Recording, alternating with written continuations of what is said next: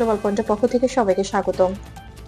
মধ্যপ্রাচ্যের সাম্প্রতিক পরিস্থিতিকে ঘিরে সামাজিক মাধ্যমে একটি বড় দাবি ঘুরছে। ইসরায়েল ও মার্কিন যৌথ পদক্ষেপে ইরানের সর্বোচ্চ নেতা আয়াতুল্লাহ আলী খামেনির প্রাণহানির ঘটনা ঘটেছে এবং তারপর ইরানের ক্ষমতার মসনদে পরিবর্তনের সুর বইছে।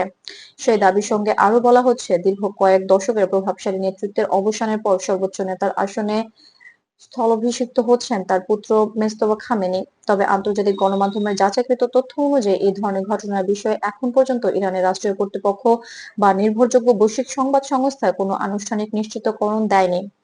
Reuters, BBC, the new York Times এবং আল জাজিরার সাম্প্রতিক ও পূর্ববর্তী বিশ্লেষণে বলছে, আয়াতুল্লাহ আলী খামেনি বহু বছর ধরে ইরানের সর্বোচ্চ নেতা হিসেবে দায়িত্ব পালন করছেন এবং দেশটির রাজনৈতিক কাঠামোর তার ভূমিকা অত্যন্ত গুরুত্বপূর্ণ।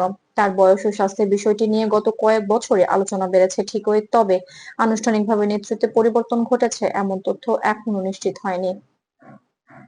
এখন প্রশ্ন হচ্ছে, মোস্তফা খামেনিকে এবং কেন তাকে নিয়ে এত আলোচনা?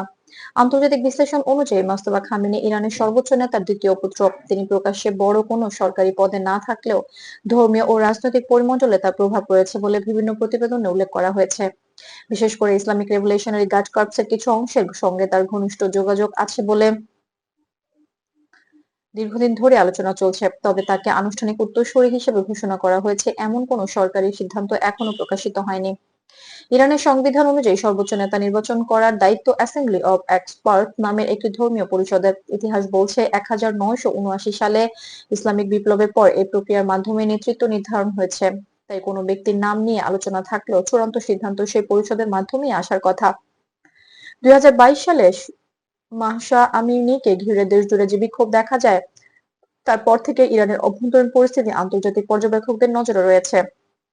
সেই সময় বহু মানুষ আটক হন এবং রাজনৈতিক পরিবেশ আরো সংবেদনশীল হয়ে ওঠে। অর্থনৈতিক নিষেধাজ্ঞা, মুদ্রাস্ফীতি এবং আঞ্চলিক চাপে ইরানের নীতি নির্ধারণ প্রক্রিয়া নিয়ে নতুন করে আলোচনা শুরু হয়। বিশ্লেষকদের একটি অংশ মনে করছেন, যদি ভবিষ্যতের নেতৃত্বে পরিবর্তন আসে, তাহলে তা শুধু ইরানের অভ্যন্তরীণ রাজনীতিতেই নয়, পুরো মধ্যপ্রাচ্যের ভূরাজনৈতিক ভারসাম্যেও প্রভাব ফেলতে পারে। বিশেষ করে পারমাণবিক কর্মসূচি, আঞ্চলিক সম্পর্ক এবং পশ্চিমা দেশগুলোর সঙ্গে কূটনৈতিক সংলাপ এসব ক্ষেত্রে গুরুত্বপূর্ণ হয়ে উঠবে। তবে এখন পর্যন্ত এসবই সম্ভাবনার আলোচনায় সীমাবদ্ধ। আন্তর্জাতিক সংবাদ মাধ্যমে নতুন এবং কঠোর অধ্যায় ধরনের বিশ্লেষণ দেখা গেলেও সেগুলো মূলত ভবিষ্যৎ নীতির দিক নির্দেশনা নিয়ে ধারণা ভিত্তিক আলোচনা। বাস্তবে কোনো আনুষ্ঠানিক ক্ষমতা হস্তান্তর বা অভিষেক অনুষ্ঠান হয়েছে এমন তথ্য নিশ্চিত হয়নি। সব মিলিয়ে ইরানের নেতৃত্ব প্রশ্নটি এখন বৈশ্বিক রাজনীতির একটি গুরুত্বপূর্ণ আলোচ্য বিষয়। তবে যাচাইকৃত তথ্যের ভিত্তিতে বলা যায়, পরিস্থিতি এখনো পর্যবেক্ষণের পর্যায়ে রয়েছে এবং আনুষ্ঠানিক ঘোষণার যে আগে যে কোনো দাবিকে সতর্কতার সঙ্গে বিবেচনা করা প্রয়োজন। গ্লোবাল পয়েন্ট নিরপেক্ষ ও তথ্যভিত্তিক সংবাদ আপনার কাছে পৌঁছে দিতে প্রতিশ্রুতিবদ্ধ। আন্তর্জাতিক পরিস্থিতির সর্বশেষ আপডেট পেতে আমাদের চ্যানেলটি সাবস্ক্রাইব করুন।